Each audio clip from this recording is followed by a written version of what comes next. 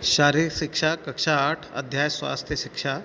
पहला, रिक्त स्थानों की पूर्ति कीजिए। पहला, स्वस्थ मनुष्य का दास नहीं होता, परिस्थिति का दास नहीं होता। दूसरा, व्यायाम खाली जगह करना चाहिए तो नियमित करना चाहिए, व्यायाम नियमित करना चाहिए।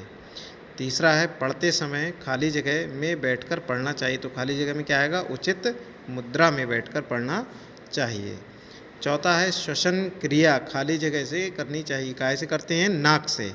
तो श्वसन क्रिया को करते समय हम जो सांस लेते हैं वो नाक के द्वारा लेते हैं और नाक के ही द्वारा हम श्वसन को क्रिया में श्वास को निकालते हैं। अगला है आपका सत्य असत्य। पहला है, व्यायाम से रोग नष्ट होते हैं। ये बात बिल्कुल सत्य है। व्यायाम अगर हम करते हैं तो हमारा शरीर जो होता है वो रोग विहीन हो जाता है, इसलिए ये बात सत्य है। दूसरा है, रोगी व्यक्ति स्वयं व राष्ट्र की उन्नति कर सकता है। ये बिल्कुल भी नहीं कर सकता, क्योंकि अगर व्यक्ति रोगी रहेगा तो वो अपनी उन्नति कैसे कर पाएगा और फिर राष्ट्र की उन्नति कैसे कर सकता है, तो ये बात गलत है। तीसरा है, व्यायाम से मन नियंत्रण में रहता है। ये बात बिल्कुल सत्य है। अगर आप व्यायाम करेंगे तो आपका मन जो है वो नियंत्रित रहेगा, आप इधर उधर के काम में नहीं लगेंगे, कोई भी गलत विचार आपके मन में नहीं आएंगे। चौथा, आँखों के नीचे काले निशान व गड्ढे होना अच्छे स्वास्थ्य का लक्षण है। तो ये बात गलत है। जो व्यक्ति स्वस्थ होगा उसके आँखों के नीचे ना तो काले निशान होंगे ना ही गड्ढे होंगे, इसलिए ये बात बिल्कुल भी सही नहीं है। आगे आया लघु उत्तरीय प्रश्न। व्यायाम से क्या लाभ होता है, लिखिए।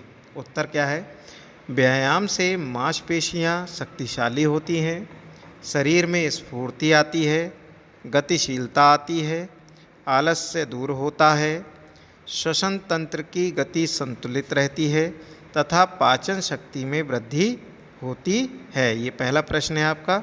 अब आते हैं दूसरे प्रश्न पर। भोजन तथा उत्तम साहित्य स्वास्थ्य को किस प्रकार प्रभावित करते हैं? तो इसका उत्तर क्या होगा, शरीर के विकास और वृद्धि के लिए संतुलित भोजन आवश्यक है। इसके अभाव में शरीर में अनेक रोग हो जाते हैं। भोजन से शरीर को ऊर्जा मिलती है, इसलिए आवश्यक पोषक तत्वों का भोजन में उचित अनुपात एवं मात्रा में होना आवश्यक है।